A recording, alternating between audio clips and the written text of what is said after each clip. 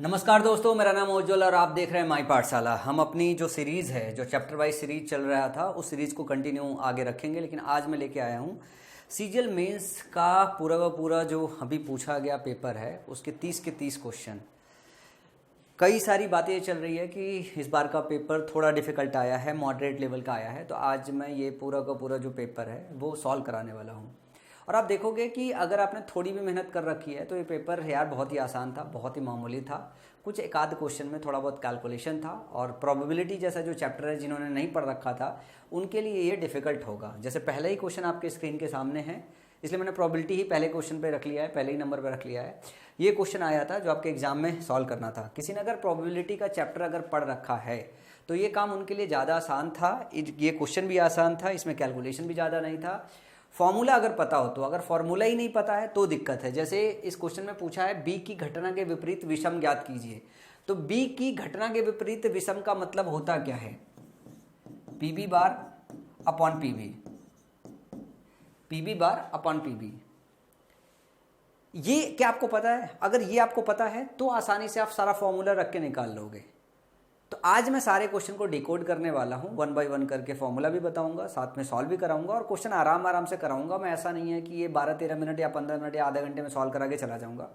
अब ये क्वेश्चन आ गया है, पूछ लिया गया है, तो जो बच्चे ऐसे हैं जो बिल्कुल नए हैं, जो इस बार के, जो अगले बार के एग्जाम की तैयारी कर रहे हैं, वो लोग भी इत्मीनान से इस वीडियो को देखें और आराम से समझे कि जो क्वेश्चन पूछा गया है वो किस पैटर्न पे पूछा गया है, किस लेवल का पूछा गया है, ताकि आपको ये पता हो कि अगर आप अगले साल के एग्जाम की तैयारी कर रहे हो 24 की, तो किस तरीके के क्वेश्चन आपके एग्जाम में आ रहे हैं। मैं 30 के 30 क्वेश्चन आपके सामने 1 बाय 1 डिकोड करता हूं। अगर आप में कोई बच्चा नया हो तो चैनल को सब्सक्राइब कर लीजिए, और अगर वीडियो पसंद आए तो लाइक का बटन हिट कीजिएगा, और मर्जी करे तो शेयर भी कर दीजिएगा अगर सॉल्यूशंस पसंद आए तो देखो, जब बात बोली जा रही है कि एक डेटा दिया हुआ है, पूछा जा रहा है बी की घटना के विपरीत विषम ज्ञात कीजिए, तो ये जो वैल्यू निकालनी है वो निकालनी है पी बी पे बार अपॉन पी बी, यही निकालनी बेसिकली। और आपको दिया क्या है? पी ए यूनियन बी दिया है 5/9, और ए बार यूनियन बी बार दिया है 13/27, पी ए दिया है 11/18। Find odd against the event of B. Odd against the event of B का मतलब है P B bar upon P B निकालना है, ये आपको निकालना है।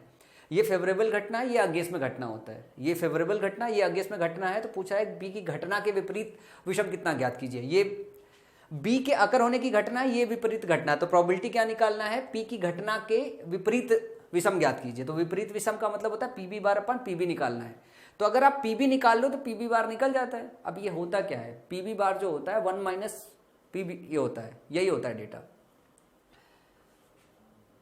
अब हमारे पास जो डेटा दिया हुआ उस हिसाब से हमको क्या काम करना है? निकालना है। एक फॉर्मूला है, जो नए बच्चे हैं तो जान लो, ये फॉर्मूला ही आपको याद रखना पड़ेगा, उसी फॉर्मूला में डेटा फिट करना है।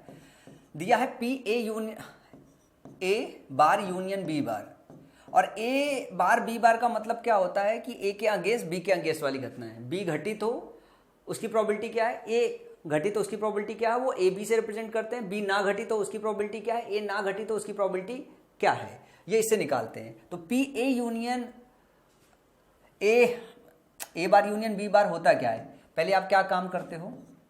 पी में ए बार को जोड़ते हो, पी में बी बार को जोड़ते हो, और माइनस क्या करते हो? माइनस करते हो P A bar intersection B bar, A bar intersection B bar. ये निकल के कहाँ से आता है? ये बहुत कॉमन सी चीज़ है। जैसे मान लो एक, हम अगर इसको वेन डायग्राम से अगर निकालें, फॉर्मूला कहाँ से निकल के आता है वो भी समझ लो। ये मान लो ए बार है, ए के ना होने की घटना, ये बी के ना होने की घटना है। तो हमें क्या निकालना है? A union B. तो हमने क्या किया? ये हमारा क्या हो गया? पी ए बार, मतलब ये घटित हो रहा है, ये हो गया पी बी बार। तो हमने क्या किया? हमने जोड़ा। जब हम दोनों को जोड़ेंगे तो ये क्या होता है? ए बार इंटरसेक्शन बी बार। ये दोनों का कॉमन एरिया है, तो ये 2 बार जुड़ जाता है, तो हमें 1 बार घटाना होता है। तो ये फॉर्मूला यहीं से निकल के आता है, ये फॉर्मूला यहीं से निकल के आता है। अगर मैं इस फॉर्मूले को ऐसे भी कह दूं, P A union B bar कैसे निकालना है, तो ये कैसे निकलता है? P A plus P B minus P A intersection B.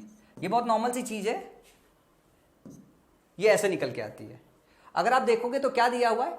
A union B दिया हुआ है 5/9, ए बार बी बार दिया है 13/27, और पी ए दिया हुआ है, पी बी दिया है। तो इस फॉर्मूले से निकालने में दिक्कत होगा, इससे निकाल सकते हैं। अगर मैं ये बात करूं तो ध्यान से देखोगे कि हमको ये वाला डेटा दिया हुआ है, और P A bar union B bar है। एक फॉर्मूले की और बात करूं कि अगर हमें ये निकालना हो, इधर लिख लेता हूं, अगर ये निकालना है पी, कौन सी डेटा निकालना है, ए इंटरसेक्शन, ये अगर निकालना है तो अगर ध्यान से देखोगे तो यहां पे आपको क्या दिया हुआ है, यहां पे दिया हुआ पी ए यूनियन बी दिया हुआ। तो अगर हम क्या करें, एक में से पी ए यूनियन बी घटा दें, क्या करें, पी ए यूनियन बी घटा दें तो इसकी वैल्यू मिल जाएगी। तो ये देखो ध्यान से देखो, 1 माइनस ये वैल्यू दी है 5/9, क्या दिया हुआ 5/9, तो वैल्यू कितनी आ जाएगी 4/9 आ जाएगी। क्या हो जाएगी 4/9 आ जाएगी। तो आपको इसकी वैल्यू पता चल गई, इसकी वैल्यू पता चल गई तो -4/9 लिख लो आप, पता चल गई ना लास्ट वाली की वैल्यू 4/9। जो इसकी वैल्यू है ऑलरेडी दी हुई है, कितनी दी हुई है 13/27, और पी ए बार की वैल्यू दी हुई है, पी ए की वैल्यू दी है 11/18, और पी ए बार अगर निकालोगे तो ये क्या हो जाएगा 1 - 11/18 हो जाएगा। क्या हो जाएगा 1 - 11/18 हो जाएगा, और 1 - 11/18 मतलब 7/8 हो जाएगा। अब क्या निकालना है, P B bar plus P B bar. अगर आप पी बी बार निकालोगे यहां से तो क्या हो जाएगा, ये हो जाएगा 13/27 प्लस 4/9 माइनस 7/8, ये हो जाएगा ना। आराम आराम से कैलकुलेट करो, सीख लो यार, क्वेश्चन दौड़ा दौड़ा के नहीं सिखाऊंगा। पी बी बार आपको निकालना है, एलसीएम निकालोगे कितना आ जाएगा 7/18 है, ये 7/18 होगा, पी ए 18 7/18 हो जाएगा। एलसीएम निकालोगे कितना हो जाएगा 54 एलसीएम आएगा ही सभी का। तो 27 दूनी 54, 13 दूनी 26, आराम से जोड़ते हैं, और 9 छक 54, 4 छक 24, और 18 तेई 54, 7 त्रिक 21 माइनस 21। अगर घटाओगे तो यहाँ पे 3 बचेगा तो 26 3 29 हो जाएगा। ये क्या हो जाएगा 29/54। ये पी बी बार हो गया। अगर मैं पी बी की वैल्यू निकालना चाहूँ, पी बी की वैल्यू निकालना चाहूँ तो 54 में से 29 घटाओगे, 54 में से 29 घटाओगे कितना आ जाएगा 25 आ जाएगा, 25, और 25/54 हो जाएगा। पी बी बार होता है क्या, पी बी क्या होता है 1 माइनस पी बी बार होता है, तो एक में से इसको घटाओगे तो 25/54 आ जाएगा। अब क्या निकालना है हमको 25/54 अपॉन 29/54,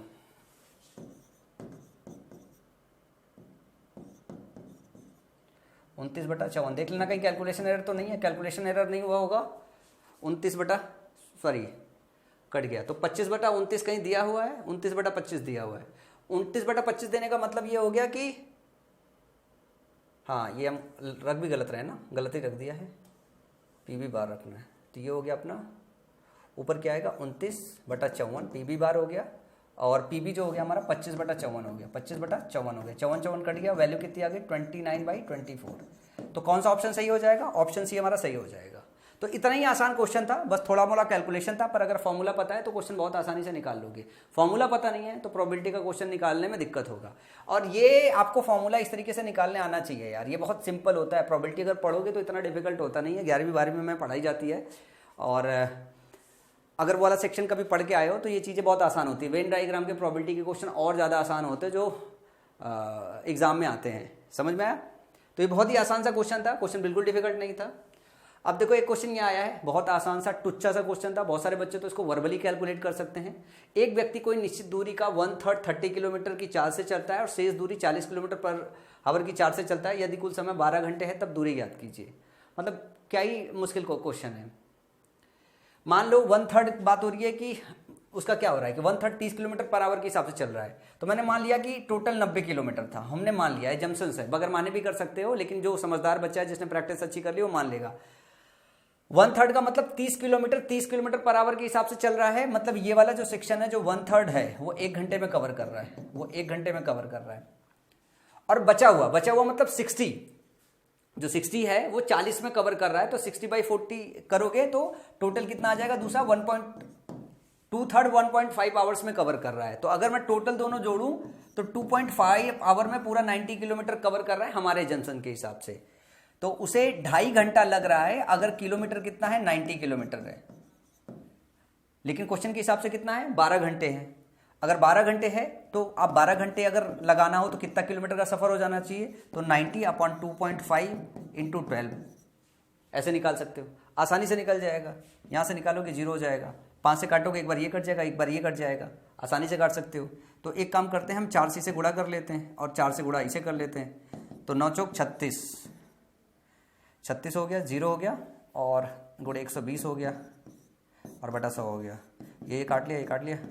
12 छंग 72 और 12 तिहाई 12 छंग 72, 12 तिहाई 24, 36 और 36 और 7 कितना हो गया, 43 हो गया। तो 432 किलोमीटर है। ये आपका जवाब आ जाएगा कि दूरी ज्ञात कीजिए। दूरी हमारी 432 किलोमीटर है। इतनी ज़्यादा आसान क्वेश्चन था, इसमें कुछ था भी नहीं, मतलब इसको तो पेन चलाने की भी जरूरत नहीं थी। अगला क्वेश्चन देना, एबीसी एक वर्ग बीसीडी के बाहर एक समबाहु त्रिभुज है, तब BAE + 3AEB का मान ज्ञात कीजिए। मतलब इससे ज्यादा वाहियात क्वेश्चन ऐसे पूछ भी नहीं सकता था। एक डायग्राम बनाओगे, क्वेश्चन खत्म हो जाएगा। बस लिखने में जो टाइम लग जाए आपको। क्या बोल रहा है मैं आराम से समझा देता हूँ। एबीसी एक ट्रायंगल है, एक वर्ग BCDE के बाहर एक समबाहु त्रिभुज है। BCDE अब सीक्वेंस से रखना होता है। मैं इसको ऐसे कर लेता हूँ, ये इधर रहा, मैंने इधर B ले दिया, इधर C ले लिया, इधर D ले लिया, सीक्वेंस से चले E ले लिया।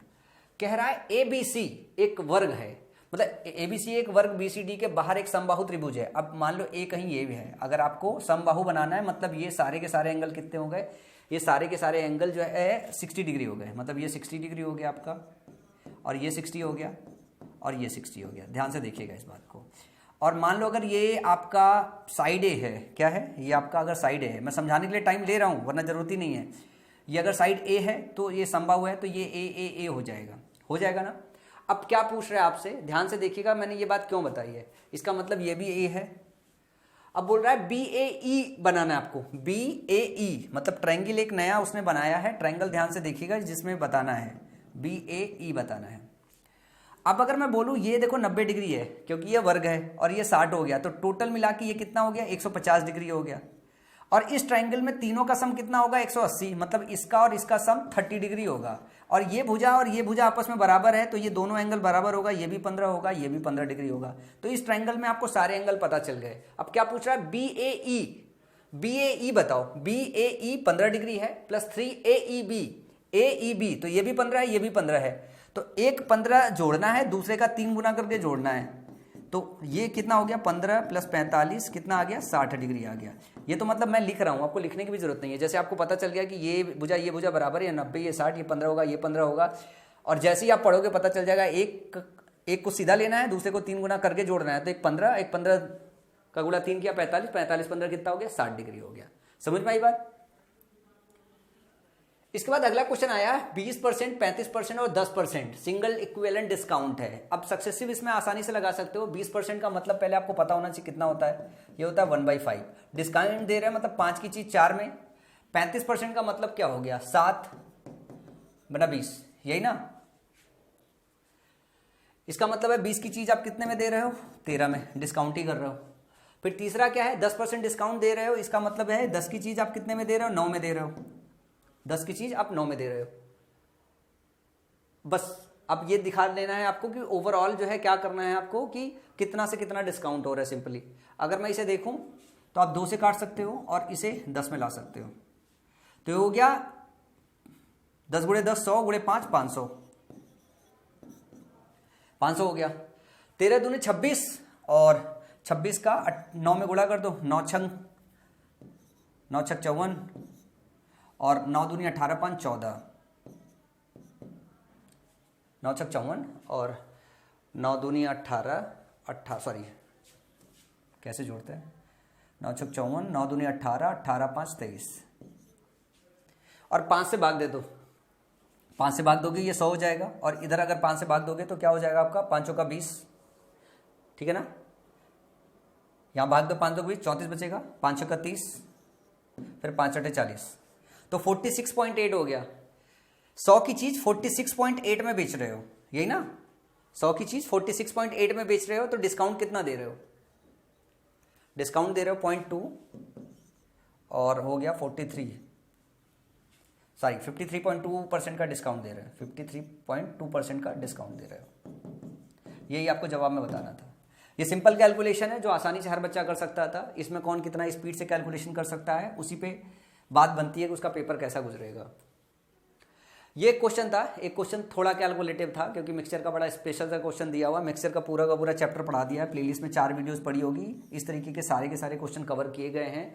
ये क्वेश्चन मतलब थोड़ा टाइम टेकिंग था, कैलकुलेशन में 2 स्टेप बढ़ा दिया था उन लोगों ने। तो चलो इसको कर लेते हैं, बहुत सिंपल सा है। मैंने देखा था कि शायद अभिनव शर्मा ने भी वो क्या कहते हैं कि इसके सोल्यूशन कराए, सबसे पहला क्वेश्चन उन्होंने यही कराया है और सोल्यूशन भी वही है, मतलब मैं कराऊँ कोई और कराए, कोई और कराए, सोल्यूशन वैसे ही जाना है। मिक्सचर का एक ही तरीका है सोल्यूशन कराने का है। एक 80 लीटर मिश्रण ए में स्प्रिट और पानी का अनुपात 7:9 है। यदि मिश्रण ए में से 20 लीटर निकालकर बी में डाला जाता है, फिर ए में 20 लीटर पानी मिलाकर उससे 32 मिश्रण निकालकर फिर से बी में मिलाया जाता है, तब बी में स्प्रिट और पानी का अनुपात ज्ञात कीजिए। अब देखो बात क्या है कि आपको जो बताना है सब बी में बताना है। बी में क्या बोला जा रहा है, 20 लीटर डाला गया। कितना डाला गया, 20 लीटर डाला गया है। तो अगर ए में अनुपात 7:9 था तो 20 में भी अनुपात कितना जाएगा, स्प्रिट और वाटर का, स्प्रिट और वाटर का 7:9 ही जाएगा। कितना हो जाएगा, 7:9 ही जाएगा। दूसरी बार क्या कहा जा रहा है कि मिश्रण ए से निकाल के दूसरी बार आप 32 लीटर डाल रहे हो, लेकिन दूसरी बार आपको पहले पता करना पड़ेगा स्प्रिट और वाटर का ए में क्या कॉन्सेंट्रेशन, पहली बार वाटर निकाल के वाटर ऐड करने पे क्या बचा था। तो सबसे पहले जब आपने 20 लीटर निकाल लिया था तो ए में 60 लीटर क्या हुआ था, 60 लीटर पानी मतलब मिश्रण बचा रह गया था, जिसमें स्प्रिट और वाटर का कॉन्सेंट्रेशन 7:9 था शुरुआत का। तो जो 60 लीटर बचा हुआ होगा उसका भी कॉन्सेंट्रेशन 7:9 रहा होगा। अब बोल रहे हैं कि जो 20 लीटर वाटर है वो ऐड कर रहे हो, तो जो वाटर ऐड करते हो उससे आपके वाटर में एडिशन होना है, स्प्रिट में तो एडिशन होना नहीं है। वाटर में एडिशन होना है, स्प्रिट में एडिशन होना नहीं है। तो वाटर में अगर हम रेशियो वाइज जाएं तो कितना एडिशन होगा। अगर हम यहां से इसको कंपेयर करें कि अगर 60 लीटर है तो टोटल जो रेशियो बन रहा है वो हमारा कितना है, 9 7 16, कितना बन रहा है, 16 बन रहा है। तो 20 में कितना बनेगा, तो 20 में क्या बनेगा, गुणे 20/60, 60 का रेशियो 16 है, उसी रेशियो में अगर मिक्स करें हम, सिर्फ वाटर को उसी रेशियो में ऐड कर दे तो क्या बन जाएगा, ये बन जाएगा 20/60 गुणे 16, ये कट जाएगा, 2 काटेंगे 3 आ जाएगा। तो मतलब हम वाटर जो नया ऐड करेंगे इसमें जो रेशियो में एडिशन होगा वो 16.3 होगा। अगर किसी बच्चे को ये समझ में नहीं आ रहा है तो एक बार मिक्सचर एलिगेशन का स्टार्टिंग का लेक्चर धीरे से जाना, क्योंकि ये मेंस का पेपर सॉल्व करा रहे हैं तो कुछ स्टेप डायरेक्टली लिख रहे हैं कि 60 लीटर जो इक्विवेलेंट है वो 18 के है, तो 20 लीटर कितने रेशियो के इक्विवेलेंट होगा, वो 16/3 रेशियो के इक्विवेलेंट होगा। और वो इक्विवेलेंट रेशियो हम डायरेक्टली वाटर में जोड़ेंगे, स्प्रिट में जोड़ेंगे नहीं। यहां से आप दोबारा से अगर रेशियो निकालोगे तो कैसे आएगा, ये एलसीएम ले लो, एलसीएम लोगे तो 7 × 21 रेशियो आ जाएगा और 9 × 27, 27 16 43 आ जाएगा। मतलब अब जो 20 लीटर जोड़ने के बाद जो 80 लीटर अब मिश्रण है जिससे 32 लीटर निकालना है, स्प्रिट वाटर का रेशियो क्या है, अब जो 32 रेशियो निकाला गया है उसमें 21:43 हो गया। अगर आप हम इधर से इधर की बात करें तो इसका जो एडिशन है वो 16 है और इसका एडिशन 64 है। तो हम क्या काम करते हैं, ये जो इसका सम और इसका सम मैच कराते हैं। इसका सम और इसका सम मैच कराने के लिए हमको सबसे पहले यहाँ पे किससे गुणा करना पड़ेगा, 4 से गुणा करना पड़ेगा। किससे गुणा करना पड़ेगा, 4 से गुणा करना पड़ेगा। लेकिन ये 20 लीटर है, ये 32 लीटर है, अगर ये रेशियो अगर निकाले तो ये 5 और ये 8 हो जाएगा। तो ये जो लीटर होता है ये भी डायरेक्टली इसमें मल्टीप्लाई करना पड़ता है, ये इसमें मल्टीप्लाई करना पड़ता है नया रेशियो निकालने के लिए। तो अगर हम इसको इसमें मल्टीप्लाई कर दे 5 का और इसमें मल्टीप्लाई कर दे 8 का, अब हमारा जो रेशियो निकलेगा उसको हम डायरेक्टली सम अप कर सकते हैं स्प्रिट और वाटर में, और ओवरऑल मिक्सचर में वही सेम रेशियो आएगा। ये इक्विवेलेंट करने का तरीका है, मिक्सचर का चैप्टर आपको पढ़ना पड़ेगा। और अगर मैं यहां से बात करूं तो ओवरऑल इफेक्टिव कितना गुणा करना पड़ेगा, पहले में 5 का गुणा करना पड़ेगा। तो पहले में 5 का अपन गुणा कर देते हैं, पहले में 5 का गुणा करेंगे तो रेशियो क्या आ जाएगा, 5 7 35, रेशियो 5 9 45।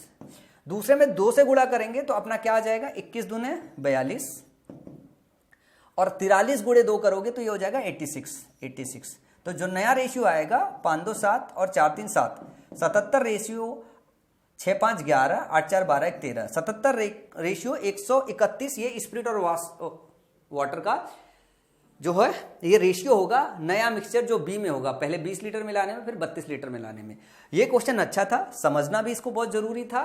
और ये 2 स्टेप कर दिया गया था, एक बार निकाल के दूसरे में डाला गया, दूसरे में निकाल के फिर डाला गया। तो ये ऐसा नहीं है कि क्वेश्चन डिफिकल्ट था, क्वेश्चन थोड़ा सा एक स्टेप बड़ा हो गया था, थोड़ा कैलकुलेटिव था, बस यही एक क्वेश्चन था जो एग्जाम में थोड़ा अच्छा आया था। इसके बाद चले अगले क्वेश्चन में। देखना बहुत सारे क्वेश्चन तो ऐसे मजाक में कि पूछो मत। क्वेश्चन आया, एक व्यक्ति को 42% अधिक मूल्य पर अंकित किया गया, सॉरी एक पर्सन इज मार्क्ड, ये हिंदी हटा दीजिएगा, a person is marked at 42% above the cost price and the discount is 15%, then what will be the profit percentage. बोला गया है मान लो कोई 100 रुपए की चीज है, इसको मार्क किया गया 142 रुपए में, बोला जा रहा है डिस्काउंट इस पे कितना दिया जा रहा है, 15%। इसका 15% होगा क्या, निकाल दो, ये डिस्काउंट कर दिया गया, माइनस कर दिया गया। तो 142 का 15% क्या होगा, गुणा कर दो डायरेक्टली, 15 दूना 30 और 15 चौका 60, 3 63 और 15 कम 15 और 15 छः 21, तो ये हो गया 21। ये आपका 21.30 रुपये हो गया। और 21.30 रुपये को अगर मैं घटा दूं इससे, तो हमें मिल जाएगा कि हमने 100 रुपये की जो चीज़ है कितने में बेची है, उसी से हमें प्रॉफिट पता चल जाएगा। तो 142 में से ये घटाओगे तो 70 आ गया, और उसके बाद 3 में से 1 गया 2, ठीक है ना, 142 था, सॉरी फिर से 0.70 हो गया, और 1 में से 1 गया 0, और 4 में से 2 गया 2, 120.70 हो गया, ठीक है ना, 120.70 हो गया। इसका मतलब ये हो गया कि जो प्रॉफिट है 100 के ऊपर कितना है, 20.7% का प्रॉफिट स्टिल उसने कमाया। यही आपको जवाब देना था। बहुत नॉर्मल सा क्वेश्चन था, बहुत नॉर्मल सा कैलकुलेशन था। इसके बाद अगले क्वेश्चन की तरफ चलेंगे। 48 सेंटीमीटर भुजा वाले एक बड़े घन को पिघलाकर एक छोटा घन बनाया जाता है जिसका आयतन 64 सेंटीमीटर क्यूब है, तो घनों की संख्या ज्ञात कीजिए। देखो इसमें क्या होता है, इसकी डेंसिटी बदलती नहीं है, तो मास कंजर्व रहता है, ये प्रिंसिपल लगाया जाता है। तो हम डायरेक्टली वॉल्यूम इक्वेट कर देते हैं कि बड़े जो घन का वॉल्यूम है छोटे घन के वॉल्यूम के बराबर होना चाहिए। जितना भी घन बन रहा है उन सब घन का वॉल्यूम बड़े वाले घन के वॉल्यूम के बराबर कर देते हैं। कई बार दिमाग में डाउट होता है, तो इसका रीजन ये है कि दोनों की डेंसिटी सेम रहनी है, मास कंजर्व रहता है, तो डेंसिटी कट जानी है। तो जो मास होता है वो मास की जगह वॉल्यूम डायरेक्टली हम बराबर कर देते हैं कि बड़े वाले घन का जो वॉल्यूम होगा वही सारे छोटे घन का जो वॉल्यूम मिला के होगा उसके बराबर होगा। तो बड़े घन का वॉल्यूम निकालेंगे तो 48 का क्यूब आ जाएगा। छोटा मान लो n क्यूब बना है, तो एक घन का जो आयतन है वो 64 है। अगर आप इसको देखोगे तो ये 8 का क्यूब हो गया और ये 6 का क्यूब हो गया। गुणा करने के तरीके आपको आने चाहिए।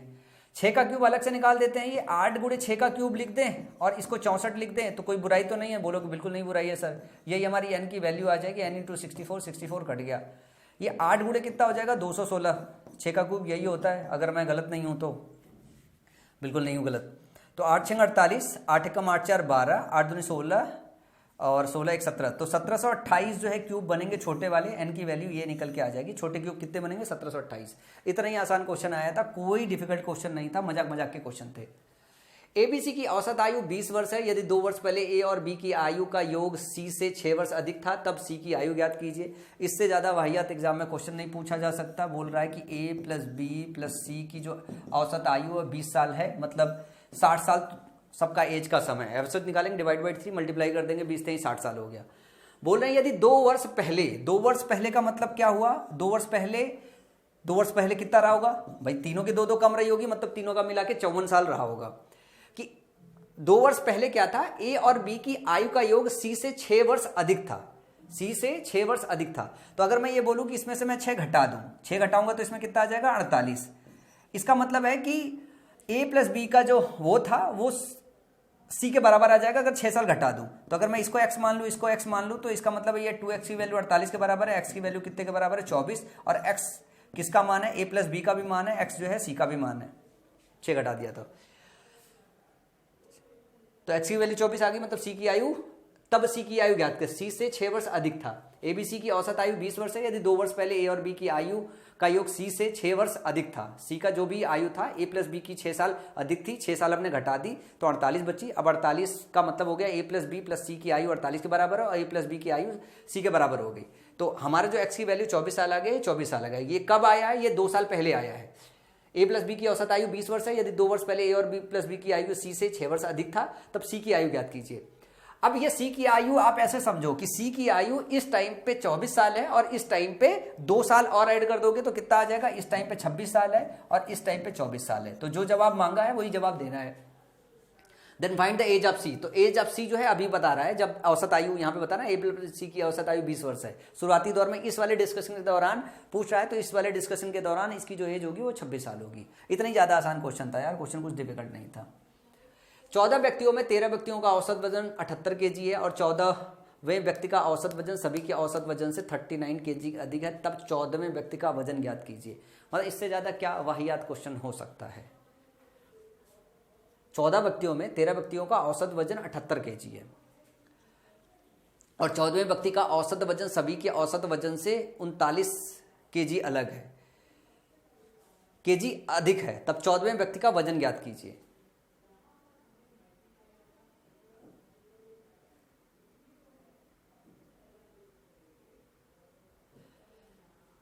अगर हम 14 व्यक्ति को हटा दें, 14वें को हटा दें तो 13 बचा। 13 का औसत वजन कितना है? 78।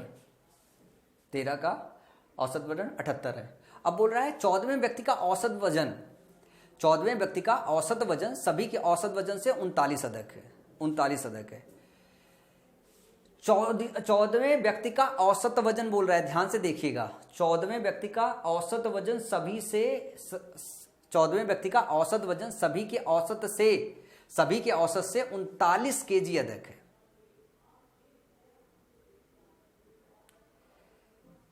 मान लो 14 का कुछ एक्स रहा होगा वजन, एक्स वजन रहा होगा। इससे बोल रहा है कितना है ये? 39 केजी अधिक है। या 14 का एक्स कोई औसत वजन आ गया है, उससे 39 केजी अलग है जो भी वजन आया। इसका मतलब है ये 39 जो केजी है वो डिवाइड हुआ होगा किसमें? सभी 13 लोगों में। मतलब 3-3 केजी जो है डिवाइड हुआ होगा सब में। तो 3-3 अगर करोगे, ऐड करोगे तो कितना हो जाएगा? 81 केजी हो जाएगा। इसका मतलब है कि 14 व्यक्ति का सभी का जो औसत वजन होगा वो 81 केजी होगा। तो 81 केजी तो सभी का है, मतलब 14वें का भी है औसत वजन, साथ में 39 केजी सभी से अधिक है। तो जोड़ दोगे तो कितना आ जाएगा? 120 केजी आ जाएगा 14वें का वजन। यही बताना था आपको, बस दिमाग में थोड़ा समझना था। जैसे ही समझोगे तो कैलकुलेशन करने में कोई प्रॉब्लम नहीं होगी। ये भी यार सिर्फ कैलकुलेशन ही है, इसमें कुछ है नहीं, समझने जाए थ्योरम लाइक कुछ था ही नहीं, सिर्फ समझने वाली बात है। 2800 रुपए की राशि 10% की दर से 3 वर्ष का साधारण ब्याज x रुपए है और 62 रुपए की राशि पर 14% की दर से y वर्ष का साधारण ब्याज 1736 रुपए है। तब x बाई y का मान ज्ञात कीजिए। x निकाल लो, y निकाल लो, x बटा y निकाल लो, और साधारण ब्याज दिया हुआ है तो क्वेश्चन आसानी हो सकता है। 28 रुपए की राशि 10% की दर से 3 वर्ष का साधारण ब्याज x रुपए है, तो x का मान क्या होगा? इसका 30%, 2800 का 30%, यही तो हुआ ना। y का मान क्या है? और 6200 रुपए की राशि पर, अगर हम y की बात करें, 6200 रुपए की राशि पर 14% की दर से y वर्ष का साधारण ब्याज 1736 रुपए। तो 1736 बराबर क्या हो गया आपका? 6200 रुपया, साथ में कितना है? 14%, 14/100 इंटू वाई हो गया, y हो गया। तो अगर मैं बटा y की वैल्यू निकालूं, x अपॉन y की वैल्यू निकालना है, तो आप सीधे सीधे ऐसे देख सकते हो कि इसके अपॉन में लिख दूं मैं क्या? 1736 गुणे 100, निकाल ही लेते हैं अलग अलग से यार, ये ज़्यादा आसान होगा निकालना। 2 जीरो से 2 जीरो कट गया, ये हो गया 28 गुणे 30। इतना छोटा रख सकते हैं x की वैल्यू। y की वैल्यू यहाँ से निकाल लेते हैं। y की वैल्यू निकालेंगे तो ये 2 जीरो से ये 2 जीरो कट गया, y की वैल्यू हो गया 1736 अपॉन 62 इंटू 14, यही हो गया।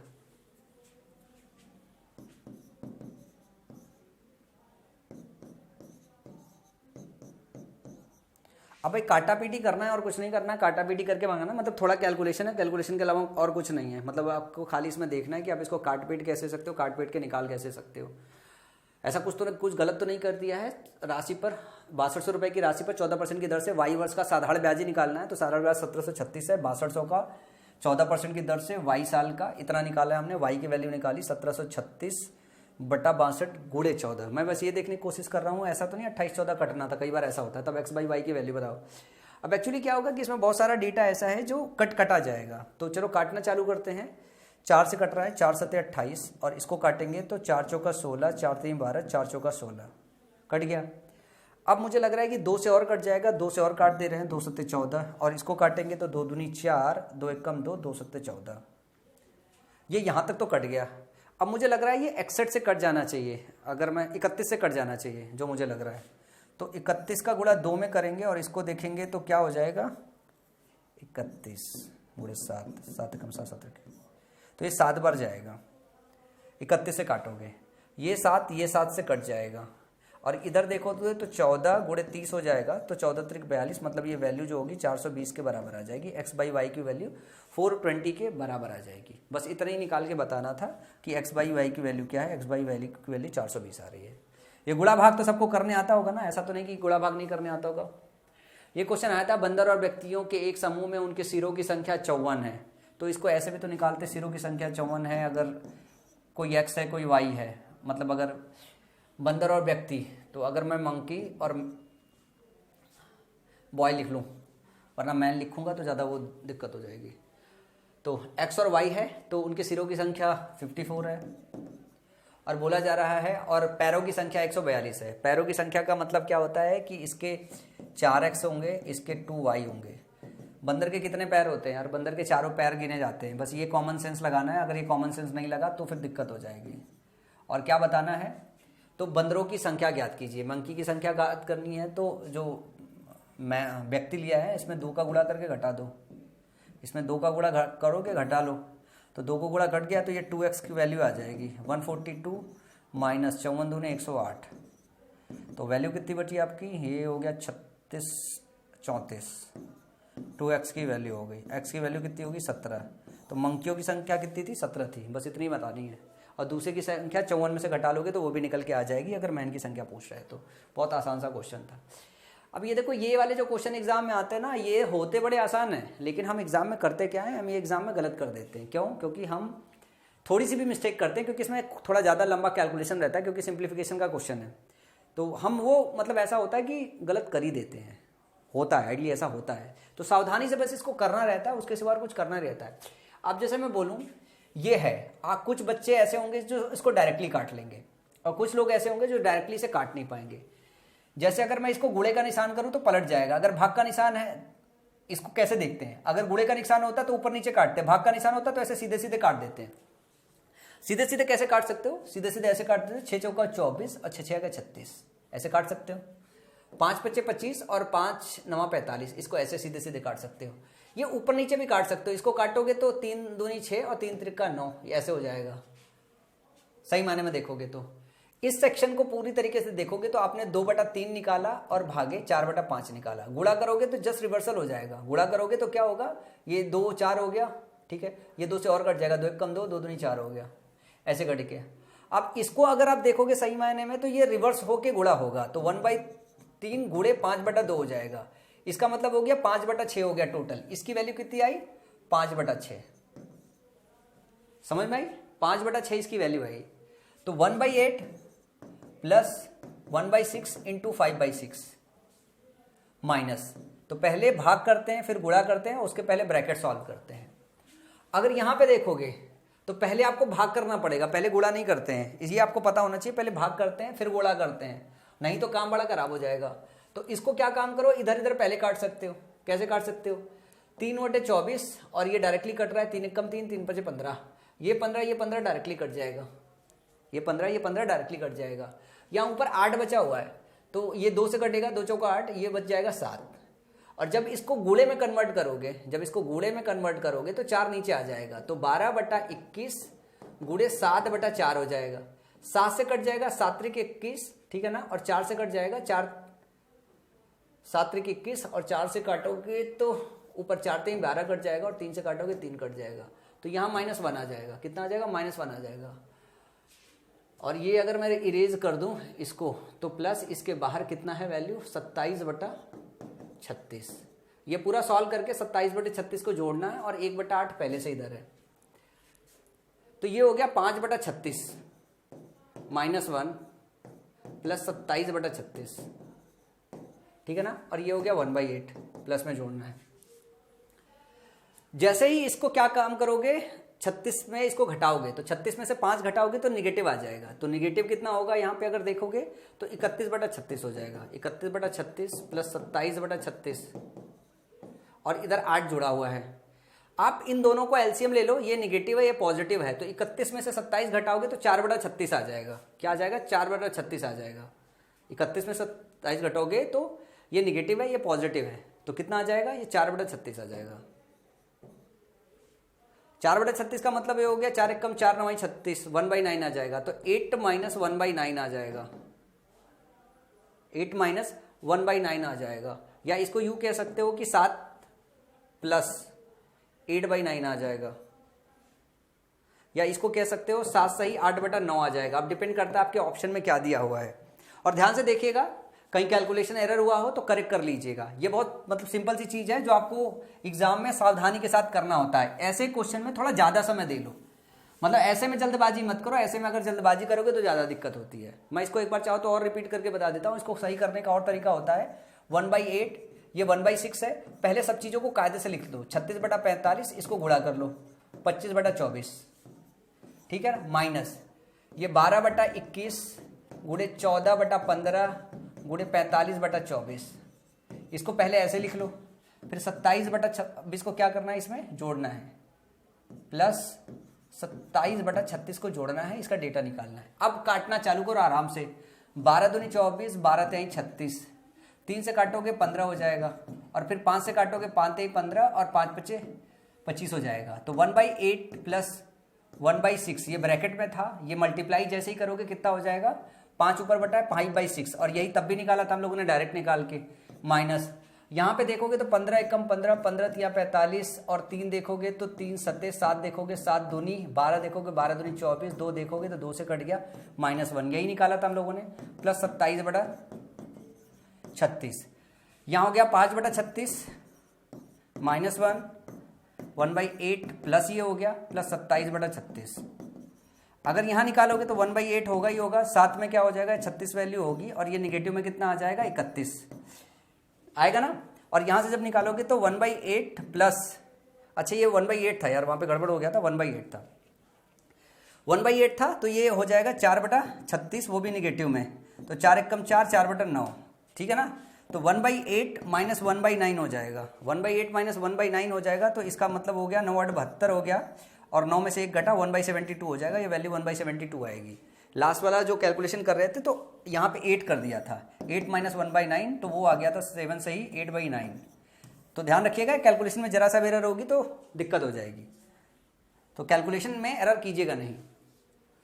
अगला क्वेश्चन है ये यार, इससे वाहियात और विचित्र क्वेश्चन हो नहीं सकता है। मतलब क्वेश्चन में पूछा गया है कि एक जीवा है, दिया हुआ ना एक वृत्त की जीवा 20.5 सेंटीमीटर है, पूछ रहा है तब वृत्त की त्रिज्या क्या होगी, वृत्त की त्रिज्या क्या होगी। आपको ये बस पता होना चाहिए कि जो डायामीटर होता है वो किसी भी जीवा से बड़ा होगा, किसी भी जीवा से बराबर नहीं हो सकता है। मतलब अगर वो बराबर हो गया फिर तो वो डायामीटर हो जाता है। डायामीटर हमेशा बाकी के जीवा से, ठीक है ना, बाकी के कॉर्ड से हमेशा बड़ा होता है। तो डी हमेशा क्या होगा, ग्रेटर देन होगा 20.5 सेंटीमीटर से, या यूं कह लो कि जो 2r ग्रेटर देन होगा, 2r ग्रेटर देन होगा 20.5 से, या r हमेशा ग्रेटर देन होगा 10.25 से।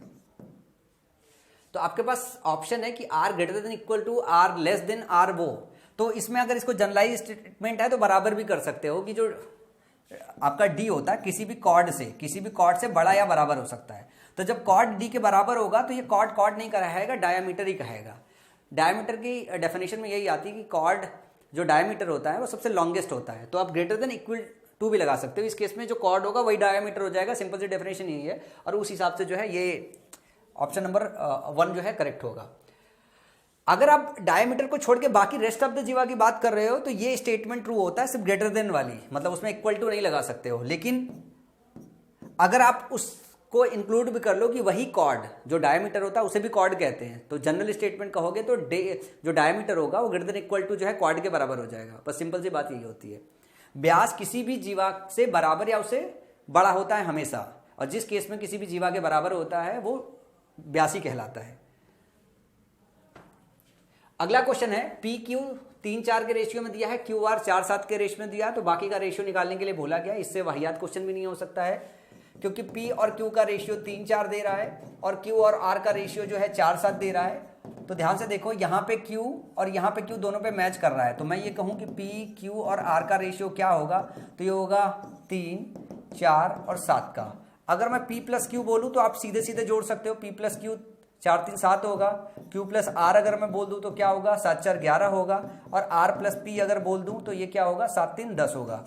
इन्हीं का रेशियो पूछा है, तो 7:11:10 होगा। बहुत सिंपल सी चीज़ है, इससे ज़्यादा कुछ था नहीं एग्जाम में इस क्वेश्चन में।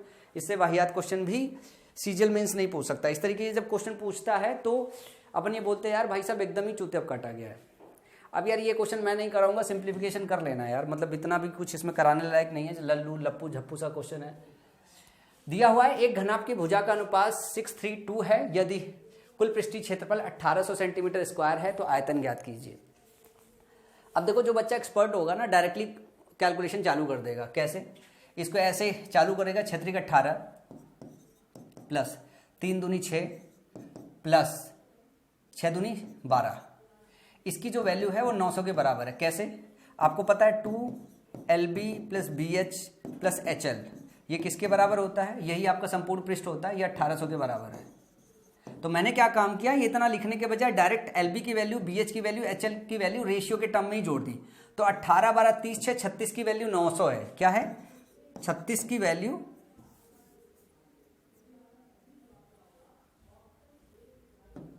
जो 36 की वैल्यू हमारी दी हुई है, ये कितनी दी हुई है? 900।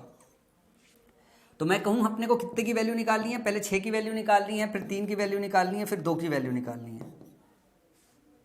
लंबाई चौड़ाई ऊंचाई अपने को मिल जाएगी। 6 की वैल्यू 6 से भाग दे दो, 6 की से भाग दोगे 6 कम 6 6 5 30, तो 6 की वैल्यू अगर 150 है तो 3 की वैल्यू 75 हो जाएगी और 2 की वैल्यू कितनी हो जाएगी? 50 हो जाएगी। हो जाएगी, ऐसे निकाल सकते हो। अब आपको जब वॉल्यूम निकालना होता है, क्या पूछा? आयतन ज्ञात कीजिए। तो आयतन जो ये होता है, ये आपकी लंबाई हो गई, ये आपकी चौड़ाई हो गई और ये आपकी ऊंचाई हो गई। ठीक है ना? घनाभ की भुजा यही सारी दे दी गई, आपको मिल गई सारी की सारी। और आयतन निकालने के लिए तीनों का गुणा करना पड़ता है। तो 15 150 गुणे 50 गुणे 75। अब इसको गुणा करने का भी स्टाइल होता है। ये हो गया 15 7500 गुणे 75, 100 अलग निकाल लो तो 75 का स्क्वायर करना है। 75 का स्क्वायर का मतलब होता है, पहले तो 25 लिखोगे, फिर ये जो 7 है 7 का 8 में गुणा करोगे, 8 7 56 और बाकी का 2 जीरो लगा दोगे तो इतना सेंटीमीटर क्यूब, यही आपका क्या हो जाएगा? वॉल्यूम हो जाएगा। आप कुछ बच्चा जो स्मार्ट नहीं होगा तो थोड़ा समय ज़्यादा लेगा, मतलब 30-40 सेकंड ज़्यादा लग जाएगा, लेकिन 30-40 सेकंड ये हिस्सा लिखने की ज़रूरत ही नहीं है। मतलब मैं तो ये मानता हूँ ये हिस्सा लिखना इररिलेवेंट है। अगर आप मेंस का पेपर देने जा रहे हो, आप डायरेक्टली यही लिख सकते हो और यही लिख के निकाल भी सकते हो। इसके बाद अगला क्वेश्चन चलेंगे हम लोग। अगला क्वेश्चन दिया हुआ है A की वैल्यू, B की वैल्यू दी हुई है और निकालनी है किसकी वैल्यू? 1/B minus 20/A। अब ये डेटा भी ऐसा दिया हुआ कि आप डायरेक्टली A की वैल्यू निकाल सकते हो। इसमें कैलकुलेशन के अलावा है क्या? पहले 58 और 25 का जोड़ा आता है कि नहीं? 58 और 25 का जोड़ा आता है कि नहीं? और इनका घटावा आता है कि नहीं? तो जस्ट जोड़ना ही घटाना है। 8 5 14 और ये हो गया 84, 8 5 14 84 हो गया इनटू, और 58 में से 25 अगर घटाओगे तो कितना आएगा? आप सब लोग मेरे को बताओ। 8 में से 5 गया 3 और 5 में से 2 गया 3, 33 अपॉन 46 में 37 जोड़ोगे 7 6 13 और 4 3 7 1 8, 83 हो गया इनटू 46 में 37 घटाओगे तो 9 आ जाएगा। ये वैल्यू आपकी इसकी आ गई। समझ में आया? 83 33 84 और 9। अगर हम B की वैल्यू निकाल लें, जरा ध्यान से देखना, B की वैल्यू निकालोगे 26 15 कितना हो जाएगा? 41 और 26 में से 15 घटाओगे कितना हो जाएगा? 11 अपॉन 56 में अगर 15 जोड़ोगे तो कितना हो जाएगा? 56 15 71 हो जाएगा। और अगर इसको घटाओगे 56 में 15 को अगर घटाओगे तो ये हो जाएगी वैल्यू 41 की। तो 41 कट गया। B की वैल्यू 11 बटे कितना आ गया? 71। तो 56 और 15 71 ही आ रहा है ना? हाँ, 6 5 11 5 1 6 1 7, ठीक है 71। तो B की जो वैल्यू आ रही है वो आ रही है आपकी 11/71। मैं सामने तो नहीं हूँ अभिनव शर्मा की तरह, सामने सामने आके पढ़ाता है। जोड़ने में कुछ गड़बड़ तो नहीं हो रहा है? 58 में 25 को जोड़ोगे जैसे ही तो ऊपर जरा देखो, 8 5 13। हाँ यार ये कुछ गड़बड़ कर रहे हैं हम लोग। 7 6 13, 4 3 7 1 8 और 8 5 13, ये 84 कैसे हो गया यार? क्या मजाक है यार। ये हो गया 83 और ये वैल्यू हो गया 3 3 का 9, 11/3। तो 11/3 आपकी A की वैल्यू आ गई और B की वैल्यू भी आपकी क्या आ गई? 11/71 आ गई। अब क्या बताना है? 1/B, तो 71/11 है। 1/B का मतलब 71/11 है, माइनस 20 बटा क्या लिखना है? A, 11 गुणे 3। बहुत स्मार्टली पूछा भाई साहब। तो 20 दाई 60 और 60 71 में से 60 घटा 11, 11/11 वैल्यू कितनी आ गई? 1। इतना सारा लंबा चौड़ा डेटा और ऑप्शन जो है सिर्फ और सिर्फ बताना था 1। इस तरीके के क्वेश्चन में या तो 1 आता है या तो 0। ये तो बहुत कॉमन सी चीज़ है। ये वाला क्वेश्चन तो सेकंड्स भी नहीं लगाने लायक था। बोल रहा है कि 10,000 रुपए की राशि पर 20% अर्धवार्षिक ब्याज की दर से चक्रवृद्धि ब्याज 4641 रुपीज है, तब समय क्या होगा? डेटा बस देख के लिख सकते हो, मैं बस समझाए दे रहा हूँ डेटा कैसे देखना होता है। अगर 20% अर्धवार्षिक ब्याज की दर से लगाना है, मतलब if the compound interest on amount of rupees 10,000 at the rate of 20%, half yearly is rupees 4641, then what will be the, मतलब रेट वैसे 20% है पर लगाना जो कंपाउंड हो रहा है वो 6 मंथ का हो रहा है, तो 6 मंथ का अगर रेट हम निकालेंगे तो कितना आ जाएगा, 10% आ जाएगा। जो ब्याज दिया हुआ है 4641 दिया हुआ है, अगर मैं इसको देखूं तो अमाउंट को जरा ध्यान से देखिएगा, ये हो जाएगा 14641, क्या होगा 14641। ये इस अमाउंट से इस अमाउंट में कब कन्वर्ट होता है, जब 10% इंटरेस्ट होता है और जो साइकिल होती है वो 4 की होती है, साइकिल होती है 4 की होती है, लेकिन ये कंपाउंडेड हाफ ईयरली हो रहा है, मतलब 4 साइकिल हो रहा है, और हाफ ईयरली के 4 साइकिल का मतलब कितने साल हो जाएगा, 2 साल हो जाएगा। बस इतना ही क्वेश्चन था। ये रेशियो याद है ना, 21331, और अगला जो रेशियो होता है 4641। तो ये कब का होता है, ये 2 साल का होता है, ये 3 साल का होता है, ये 4 साल का होता है। जैसे ये देखते आपको समझ में आ जाना चाहिए था कि भाई साहब ये जो डेटा दिया हुआ है ये 4 साइकिल का दिया हुआ है, कितने साइकिल का दिया हुआ है, 4 साइकिल का दिया हुआ है। तो आंख बंद करके जो है हाफ ईयरली के 4 साइकिल बनाते आप, और साथ में हाफ ईयरली के 4 साइकिल मतलब 2 कंप्लीट ईयर, ऑप्शन टिक करते निकल जाते। इतना ही आसान क्वेश्चन था। अभी कंपाउंड इंटरेस्ट पढ़ा रहा हूं इसलिए डेटा मेरे भी जुबान पे ही है।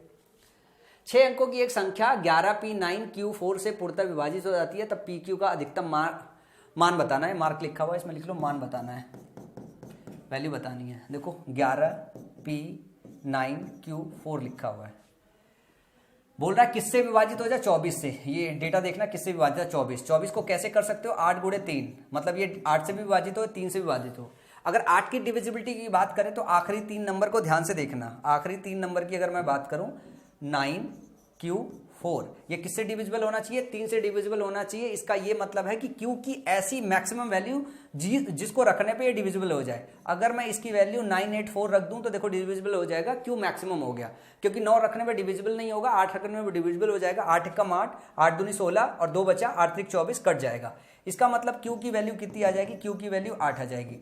अब यहाँ पे रख लो 11p9 8 और 4 हो गया। अब आपकी p की मैक्सिमम वैल्यू बतानी है जिससे ये पूरा डेटा कट जाए। अगर मैं पूरा डेटा कटने की बात करूं तो 3 की डिविजिबिलिटी में 3 से कटना चाहिए, 3 आप हटा दो, ठीक है ना। फिर यहां पे बात हुआ 11 8 19 19 4 25, क्या हो गया, टोटल सम हो गया 25। आप p की ऐसी मैक्सिमम क्या वैल्यू रख सकते हो, और p की मैक्सिमम वैल्यू 1 से 9 तक कोई भी हो सकती है, जो पूरा सम करने पे 3 से डिविजिबल आ जाए। मैं ये कहता हूं अगर मैक्सिमम लूं, अगर मैं 9 रखूं तो क्या डिविजिबल होगा, 9 5 14, ये 25 और 9 कितना हो जाएगा, 34 नहीं होगा। अगर मैं 8 रख दूं, अगर मैं 8 रख दूं तो 25 8 कितना हो जाएगा, 25 8 33 हो जाएगा। ये क्या हो जाएगा, डिविजिबल हो जाएगा। कितना हो जाएगा, डिविजिबल हो जाएगा। तो p की मैक्सिमम वैल्यू भी कितनी हो जाएगी, 8 हो जाएगी, और q की वैल्यू भी कितनी हो जाएगी, 8 हो जाएगी। बताना क्या है, p q का अधिकतम मान ज्ञात करना है, तो 8 गुणे 8 कर दो, 8 उठे क्या हो जाएगा, 64 हो जाएगा। यही आपका ऑप्शन बताना था, इतना ही आसान था, इससे ज्यादा डिफिकल्ट क्वेश्चन नहीं था। ये क्वेश्चन देखो, 2 पेंसिल 3 पेन की कीमत 55 रुपए है, प्रॉफिट लॉस में ये टाइप बताया था मैंने। 2 पेंसिल और 3 पेन की जो कीमत है वो कितनी है, 55 रुपए है। और क्या बोल रहा है, 7 पेंसिल और 2 पेन की कीमत कितना है, 65 रुपए है। तो क्या बताना है, एक पेन और एक पेंसिल की कीमत ज्ञात करना है, एक पेन और एक पेंसिल की कीमत ज्ञात करना है। यार पहले तो इसमें दोनों को आपको इक्वेट करके गुणा भाग करके जोड़ घटाना करना पड़ेगा, बस कैलकुलेशन में ही टाइम लगना है, कुछ सोचना विचारना नहीं है। इसमें आप क्या काम करो, 2 का गुणा कर दो, इसमें क्या करो आप 3 का गुणा कर दो, और इनको क्या करो, घटा दो, इनको क्या करो, घटा दो। अगर इसमें ये गुणा करके ये घटाते हो तो पेन कट जाएगा, पेंसिल की कीमत यहां से निकाल पाओगे, तो डायरेक्टली पेंसिल की कीमत निकाल लो, लिखो मत ज्यादा डेटा। अगर इसमें 2 का गुणा करोगे तो 4 हो जाएगा, इसमें 3 का गुणा करोगे तो 7 त्रिक 21 हो जाएगा। जब घटाओगे तो 21 में से कितना घट के आएगा, 21 में से 4 घटेगा तो आपका बचेगा 17 4 21, 17 पेंसिल इधर बचेगी। अब दूसरी साइड देखोगे तो इधर 65 का गुणा कर रहे हो, इधर 55 का गुणा कर रहे हो, 55 दूनी कितना हो जाएगा, 110, और 65 गुणे 3 गुणा कर रहे हो तो 3 5 15, 3 चक 18, 3 5 15 और 3 छक 18 1 19, 195। 195 में से 110 अगर घटाओगे, 195 में से 110 अगर घटाओगे तो 85 बचेगा। तो एक पेंसिल की जो कीमत आएगी, एक पेंसिल की जो कीमत आएगी 17 5 85, 5 रुपए आ जाएगी। अगर एक पेंसिल की कीमत 5 रुपए होगी तो 2 पेंसिल की कीमत 10 रुपए होगी, इसमें घटाओगे तो 45 रुपए बचा। तो 3 पेन की कीमत कितनी हो जाएगी, 3 पेन की कीमत हो जाएगी 45 रुपए, और एक पेन की कीमत कितनी हो जाएगी 15 या 45 रुपये हो गया। तो एक पेन प्लस एक पेंसिल की कीमत, एक पेन प्लस एक पेंसिल की कीमत जो होगी वो कितनी हो जाएगी अपनी, इन दोनों को जोड़ोगे तो 15 5 20 रुपये हो जाएगा। यही आपको ऑप्शन में बताना था, इससे ज़्यादा कुछ आपको बताना नहीं था। इसके बाद अगले क्वेश्चन की तरफ मूव करेंगे और अगला क्वेश्चन है हमारा, ये टाइम एंड वर्क का क्वेश्चन है, टाइम और वर्क का क्वेश्चन है जो है। और ये टाइम वर्क के क्वेश्चन में A and B can do a piece of work in 12.5 days, मतलब ये आसान क्वेश्चन है। ए और बी के एक काम को 5 दिनों में कर सकते हैं, तो चलो लिख लेते हैं। ए प्लस बी किसी काम को कितने समय में कर सकते हैं, वो कर सकते हैं 12.5 दिनों में। इसका मतलब क्या हो गया, 12.5 को अगर फ्रैक्शनल वैल्यू में रखें तो 25/2 दिन में कर सकते हैं, यही ना। बी और सी उसी काम को 18.7 में, बी और सी उसी को कितने कर सकते हैं 18.75, इसका मतलब हो गया 75/4, 75/4 हो जाएगा दिनों में करते हैं। और सी प्लस ए भी दिया होगा, सी प्लस ए कितने में दिनों में करता है, सी और ए उसी काम को 15 दिनों में करते हैं, तो इसको हम 15 दिन ही रख लेते हैं। अगर हम इन टोटल का एलसीएम लेना चाहे तो हम 75 ले सकते हैं। अगर मैं इनकी एफिशिएंसीज की बात करूं, इनकी एफिशिएंसी की बात करूं कि ए प्लस बी की एफिशिएंसी कितनी हो गई, तो 25 या 75 3 दूनी 6, इसकी एफिशिएंसी कितनी हो गई 25 या 75 3 दूनी 6, इसकी एफिशिएंसी 6 हो गई। अगर इसकी बात करूं तो इसकी 4 हो गई। और अगर सी प्लस ए की बात करूं टोटल तो 15 25 75 5 हो गई। और ए प्लस बी प्लस सी की अगर एफिशिएंसी की बात करूं तो 6 4 10 5 15 दूनी 7.5 हो गई।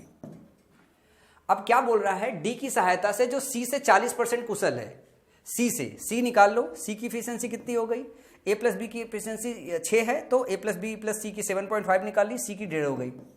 बोल रहा है डी की एफिशिएंसी, ध्यान से देखना, सी की एफिशिएंसी से 40% अधिक है, प्लस इससे 40%, इससे 40% अधिक है तो 15 चौका 60, 0.6 और अधिक है इससे, इसका मतलब डी की एफिशिएंसी कितनी है 2.1। और बोल रहे हैं कि ए बी डी की सहायता से जो सी से 40% कुशल है, ए बी सी कितने दिनों में कार्य कर सकते हैं। तो अब A plus B plus C plus D की एफिशिएंसी कितनी हुई, 7.5 में 2.1 जोड़ोगे तो A plus B plus C plus D की जो एफिशिएंसी होगी वो 9.6 हो जाएगी, सबको जोड़ दोगे तो। अब पूछ क्या रहा है, पूछ ये रहा है कितने दिनों में काम खत्म होगा, 75 यूनिट का काम खत्म करना है, कितना लगना है 9.6 डेज में खत्म करना है। तो आप क्या काम करो, इसको एक गुणा कर दो, ये आपका निकल जाएगा कितने डेज लगेंगे, ठीक है ना। अब ये सबको निकालने तो आता होगा, गुणा भाग करने आता है, किससे किससे का 9 6 15 कट तो रहा है, किससे 3 से कट ही रहा, 3 से काट लो, 3 दूनी 6, 3 5 15 250, 3 3 का 9, 3 दूनी 6, इससे कट रहा है। अब 250/32 करके निकाल लेना, क्योंकि मेरे पास ऑप्शन अवेलेबल नहीं है, तो आप इसके आगे का कैलकुलेशन खुद ही कर लेना। मतलब ये इतना ज़्यादा डिफिकल्ट नहीं था, उतना ही ज़्यादा आसान है। 75/9.6 की जो वैल्यू ऑप्शन में जो भी दी हुई हो, क्योंकि यहाँ पे ऑप्शन मेरे पास अवेलेबल नहीं है, ठीक है ना। ये बहुलक का क्वेश्चन है, मजाक वाला क्वेश्चन है, मैं आपके लिए छोड़ देता हूँ। जिसको बहुलक निकालने आता होगा, बहुलक का गुणनफल भी निकल जाएगा, खुद ही कर लीजिएगा। मतलब मुझे नहीं लगता हो कि इसमें कुछ करने कराने लायक था। और इससे ज़्यादा वाहियात क्वेश्चन क्या हो सकता है, 49.85 माइनस 5.31 प्लस 9.97 जोड़ना है। कैसे, बच्चों की तरह जोड़ूँ 5, ये देखो 49 में से 5 घटा दो, 9 जोड़ दो। इसको जोड़ने का तरीका भी अलग अलग होता है। 49 में से आपने 5 घटाया, 44 बचा, 44 में से 9 अगर आपने जोड़ा, 49 में से 5 घटा 44 बचा और 44 में से 9 जोड़ा, पॉइंट अलग जोड़ दो, इसको अलग जोड़ दो, बाद में सबको सम कर लेना, तरीका भी यही होता है। तो 49 में से 5 घटा 44 बचा, 44 में से 9 जोड़ा तो 53 हो गया। ये तो हो गया आपका 53 प्लस 85 में से 31 घटा दो। अब 85 में से अगर 31 घटाओगे तो 54 बचेगा, 54 बचेगा, और उसमें 97 जोड़ना है। तो 9 7 7 4 11, 9 5 14 और 14 1 15, 1.5 जोड़ना है, 1.51 जोड़ दो तो ये हो गया 54.51। यही वैल्यू आएगी, यही आपको बताना था। इसमें था ही क्या, कुछ नहीं था इसमें जो है। अगला क्वेश्चन है, अब इससे ज़्यादा मजाक और क्वेश्चन क्या हो सकता है। एक चुनाव में 6050 वोट पड़े, इसमें कोई भी अवैध नहीं है। 3 उम्मीदवार हरि, कमल और ललित ने भाग लिया। ललित को कुल मतों का 8% मिला, कमल को हरि और ललित के योग से 42% अधिक मत मिले, तब हरि को कितने मत मिले। तो 6050 ये तो आपका टोटल मत था भाई, कोई इलीगल वोट ही नहीं थे। 3 उम्मीदवार थे, हरि, कमल और ललित। तो हरि को H से लिख लेते हैं, कमल को K से और ललित को L से लिख लेते हैं कि H के L था। ललित को कुल मतों का 8%। अगर हम ललित की बात करें तो कुल मत कितने पड़े हुए हैं 6050, मिले कितने 8/100। हमने इसको काट दिया। अब इसके बाद हमने 2 से काट दिया, 2 चौका 8, 2 पंचे, इसको 5 से काट लिया, 5 एक कम 5, 5 दूनी 10, 5 एक कम 5। तो ललित को जो मिले वो 4 एक कम 4, 4 दूनी 8, 4 एक कम 4, 484 वोट ललित को मिले। कमल को हरि और ललित के योग से, कमल को हरि और ललित के योग से 42%, कमल को हरि और ललित के योग से 42% अधिक मत मिले।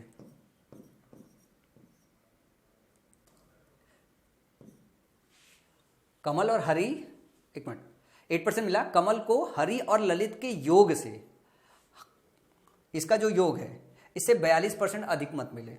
इसका मतलब हो गया कि इसको इसका 142/100% मिला, जो भी इनको मिला हुआ है, ठीक है ना। आप इसमें अगर ये देखोगे तो 100 जो कमल को मिला और जो क्या कहते हैं कि 142 अगर हरि को मिलता और 142 अगर ललित को मिलता, तो कमल को कुछ इस इक्वेशन के हिसाब से मिलता। आप कूड़ा भाग करके इसमें काट भी सकते हो। 71 का वो आएगा, 50 के equal to 71 Hari plus 71 Lalit, ये डेटा आएगा। अब हरि को मत बताना कि हरि को कितने मत मिले, और टोटल मिला के अगर मैं बोलूँ कमल, हरि और ललित को कितने मिले, 6050 मिले। मतलब अगर आप सही मायने में देखोगे तो अगर हम रेशियो कहीं से बना पाए तो क्वेश्चन आसान हो जाएगा, वरना कैलकुलेशन हो जाएगा। आपको ललित की वैल्यू मिल गई है, ललित की वैल्यू यहाँ पे रख सकते हो, ललित की वैल्यू यहाँ पे रख सकते हो। तो यहाँ पे आप कमल प्लस हरि निकाल सकते हो, कमल प्लस हरि निकालोगे तो ये टोटल वैल्यू कितनी आई थी, 0 सही से कटा हुआ था, और 6050 में आप 484 घटा दो, चलो घटा ही देते यार। तो यहाँ से गया 6 और 14 में से 8 गया 6, 9 में से 4 गया 5 और हो गया 5। तो 5566 कमल और हरि में हुआ। और अगर मैं यहाँ पे इसकी वैल्यू अगर डालूँ, हरि की वैल्यू डालूँ, किसकी डालनी है, ललित की वैल्यू डालनी है, तो कैलकुलेशन ये थोड़ा लंबा होगा। इस कैलकुलेशन को आसान कराने के लिए कोई ना कोई तरीका होगा। दूसरा तरीके से सोचते हैं, ये कई बार क्या है ना, बेसिक में दिमाग चला जाता है, ये मतलब इक्वेशन बनाने में, फॉर्म करने में चला जाता है। ये क्वेश्चन बिल्कुल सही से क्रैक नहीं होगा अगर हम इसको उसमें नहीं जाएंगे। 3 नंबर हरि, ऊपर से पढ़ते हैं, कहीं गड़बड़ तो नहीं लिखा हुआ है। In an election 6050 votes were cast, none of them are illegal, 3 candidates Hari, Kamal and Lalit participated, Lalit got 8% of the total votes, ठीक है ना। Kamal got 42% more votes than the sum of Hari and Lalit. Then how many votes did Hari get. ये एक calculative question है, मतलब इसमें equation बना के कैलकुलेटिव क्वेश्चन है, कैलकुलेटिव क्वेश्चन करना पड़ेगा। ये मैंने अभी वीडियो को रिवाइंड कर लीजिएगा, मैंने इक्वेशन बना दिया था, इक्वेशन सॉल्व कर लीजिएगा। इसमें समय आपको देना पड़ता है क्योंकि कैलकुलेटिव है, ये कैलकुलेटिव है। इसके बाद अगले क्वेश्चन की तरफ चलते हैं। अगला क्वेश्चन देखते हैं, सॉल्व कर लीजिएगा, आसान है, इसमें कुछ मतलब वैसा नहीं, बस कैलकुलेशन ही कैलकुलेशन था। अगला क्वेश्चन है, ए और बी ने एक व्यापार में 1.5 लाख रुपए और 2.5 लाख रुपए निवेश किया। ए और बी ने, ए और बी ध्यान से देखिए, एक ने क्या किया है 1.5 किया है और दूसरे ने 2.5, ये वैल्यू कितनी, लाख में निवेश किया है। तो अगर कोई प्रॉफिट मिलता है तो इनको किस रेशियो में मिलेगा, इनको 3:5, मतलब जो इन्वेस्टमेंट है उसी रेशियो में मिलेगा। निवेश किया, साल के अंत में उन्हें 6 लाख का लाभ मिला, 6 लाख का लाभ, 3, 2, 5, 6 लाख का लाभ मिला। तो 6 लाख के लाभ में 3 रेशियो इधर मिलेगा, 6 × 3/8 और 6 × 5/8 इधर मिलेगा। ये इतना लाभ मिला इनको, या इसको यूँ कह लो कि 18/8 और इधर हो गया 6 पंचे 30/8। ये लाख में वैल्यू चल रही है, ध्यान से दीजिएगा कि इतना वैल्यू मिला, लाभ मिला। दूसरी स्कीम में 50,000 रुपये और लगाकर निवेश किया, उसमें लाभ इतना रुपए मिला, तब ए का लाभ ज्ञात कीजिए।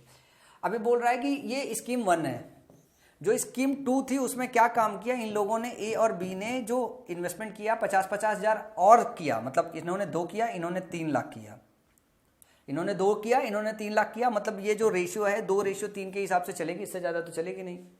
और टोटल प्रॉफिट कितना हुआ, 4.2 लाख हुआ, टोटल 4.2 हुआ। तो 4.2 में अगर हम डिस्कशन करें तो टोटल यूनिट कितनी, 5, इसको कितनी मिलेगी, 2। तो 4.2 का इसको 2/5 मिलेगा, 4.2 को इसको 3/5 मिलेगा। तो पूछा क्या जा रहा है, पूछा जा रहा है ए का लाभ ज्ञात कीजिए। ए का लाभ ज्ञात करने के लिए 18/8 लाख की वैल्यू प्लस जोड़ेंगे कितनी 4.2 की 2/5 वैल्यू, ये जोड़ेंगे वो हमें मिल जाएगा कितने लाख का लाभ मिला, निकाल लो। तो ये हो गया आपका 18, 8 से भाग दो, 8 दूनी 16, 8 दूनी 16, 16 के बाद 2 बचा, 8 दूनी 16 और 8 पंचे 40, 2.25 लाख पहले से मिला। दूसरे से अगर मैं बात करूं तो ये हो गया 8.4 हो गया, 8.4/5 हो गया, तो 2.25 लाख प्लस 5 एकम 5 और 34, 5 छक्का 30, 5 चौथे 40, 1.68 लाख, 1.68 लाख मिला। तो 2.25 प्लस 1.68, ये जैसे ही जोड़ोगे 8.13 और 6 2 8, 1 9 और 2 1 3.39 लाख पहले को मिला, 3.3 लाख पहले को टोटल जो है उसको लाभ मिला, ये लाभ की बात हो रही है। तब ए का लाभ ज्ञात कीजिए, ए का लाभ 3.931 लाख है टोटल लाभ में से, 6 लाख इधर और 4,20,000 लाभ इधर, दोनों के लाभ में से 3.931 का लाभ ए को मिला है। यहाँ पे ऑप्शन नहीं है, ऑप्शन होता तो एग्जैक्ट वैल्यू मैच कराई जा सकती थी। चलो अगले क्वेश्चन की तरफ चलते हैं। ये क्वेश्चन सारे आसान थे, क्वेश्चन में कुछ दम भी नहीं था। 150 मीटर चौड़ी एक सड़क के किसी एक बिंदु से समान ऊंचाई के 2 खंभों के उन्नयन कोण 2/5 और 3/5 है, तब प्रत्येक खंभे की ऊंचाई ज्ञात कीजिए। ये इतना ही सवाल सरल है, जैसे 2 खंभे दोनों बराबर है। इसमें क्या कहा जा रहा है, एक में जो है 2/5 का वो बन रहा है, एक में 3/5 का बन रहा है, और ये जो डिस्टेंस है वो 150 है। तो पूछा जा रहा है कि इसकी जो खंभे की ऊंचाई है ये क्या होगी। तो एक बात तो आपको ये समझना है कि ये खंभा समान है, ये खंभा समान है, तो जो tan x की वैल्यू रखी है या tan y की वैल्यू रखी है, इन दोनों को बराबर करना पड़ेगा। तो इसमें 3 का गुणा कर दो, इसमें भी 3 का गुणा करना पड़ेगा, इसमें 2 का गुणा कर दो, इसमें भी 2 का गुणा करना पड़ेगा। अब इसका मतलब है, इसको क्या कह सकते हो, ये कह सकते हो कि इधर 5 6 15 प्लस ये 5 दूनी 10 हो गया, इधर का जो डिस्टेंस है 6 हो गया, इधर का जो डिस्टेंस है ये भी 6 हो गया। अब ये पॉइंट ऐसे बना रहा है, ये रेशियो 6/10 हो गया, ये रेशियो 16/15 हो गया। इन दोनों को जोड़ेंगे तो डिस्टेंस कितना आ रहा है 25, और क्वेश्चन में कितना दिया हुआ है 150। इसका मतलब एक की वैल्यू कितना हो गया 6, और हमको खंबे की ऊंचाई बतानी है, मतलब 6 की ऊंचाई बतानी है, तो 6 × 6 कितना हो जाएगा 36। ये इतना ही ज़्यादा आसान क्वेश्चन है, समझ में आया, इतना ही ज़्यादा आसान क्वेश्चन है। इस क्वेश्चन में कोई दम नहीं था, ये बस करने आपको आना चाहिए कि ये दोनों मतलब खंबे की ऊंचाई बराबर है, तो ये बराबर करने आना चाहिए था डायरेक्टली यहाँ से। समझ में आई बात, यही आर्ट है एग्जाम में क्वेश्चन को और अच्छे से सॉल्व करने का। ये प्रोबेबिलिटी का क्वेश्चन है। एक ताश की गड्डी में से 3 कार्ड खींचे जाते हैं, जिसमें पहला गुलाम हो, दूसरा कोई काला हो और तीसरा कोई सम संख्या हो, तब प्रायिकता क्या होगी। अंग्रेजी में पढ़ना। 3 cards are drawn from a pack of cards with replacement. जब रिप्लेसमेंट की बात होती है तो हर बार कार्ड 52 ही रहना है, तो 52 जो नीचे बटे में लिखोगे वो 52 ही रखना है। तो बात हो रही पहला गुलाम हो, इसकी प्रोबेबिलिटी क्या होगी 4/52 होगी। भाई चार गुलाम होते हैं, 52 में से 4 पत्ती खींचोगे तो आपके आने की प्रोबेबिलिटी क्या होगी 4 बार ही होगी, और टोटल कितने इवेंट्स होंगे 52 इवेंट्स होंगे। 52 पत्ते खींच सकते हो तो 4/52 हो गया। अब आपने रिप्लेस कर दिया। दूसरा कोई काला पत्ता हो, काला पत्ता आधा काला होता है आधा लाल होता है, इसके सिवा दूसरा कोई कलर नहीं होता है, मतलब कार्ड तो अभी भी रह गए, तो प्रोबेबिलिटी क्या होगी 26/52, या यूं कह लो कि 1/2 की प्रोबेबिलिटी होगी, यही ना, काला निकले। बोल रहा है कि तीसरा कोई सम संख्या निकले। तो आपको ये पता है 1 से लेकर 10 तक नंबर होता है, बाकी तो JK होता है, उसमें नंबरिंग तो होती नहीं है।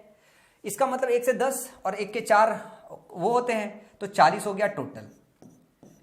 और 40 में आधा इवन होता है आधा ऑड होता है, तो इवन आने के चांसेस 20 है, लेकिन जो कार्ड है टोटल 52 है, कार्ड जो है टोटल 52 है, तो यही प्रोबेबिलिटी आएगी।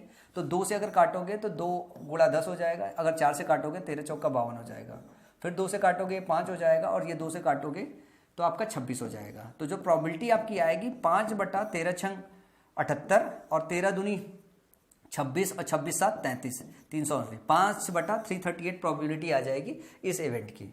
समझ में आया, बहुत आसान सा, बहुत मजाक सा, बढ़िया सा तमीज का क्वेश्चन था, ठीक है ना।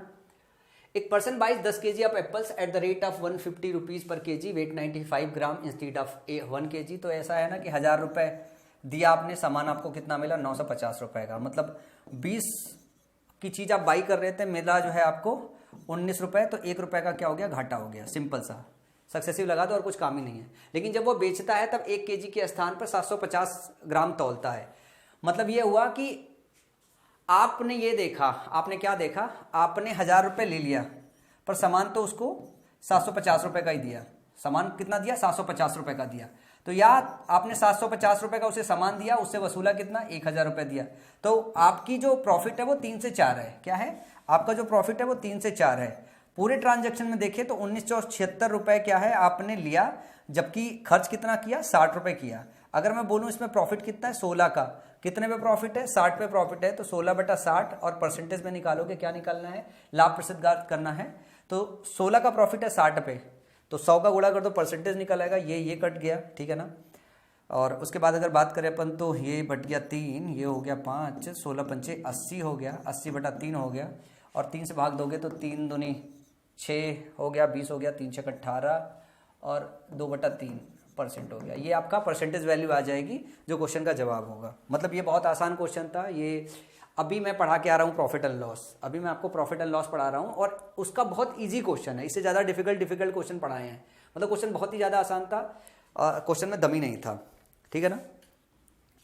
अब ये क्वेश्चन है, the angle of depression of the top of a 10 metre high building, the angle of depression of the top of a 10 metre high building from the top of a tower is 60 degree.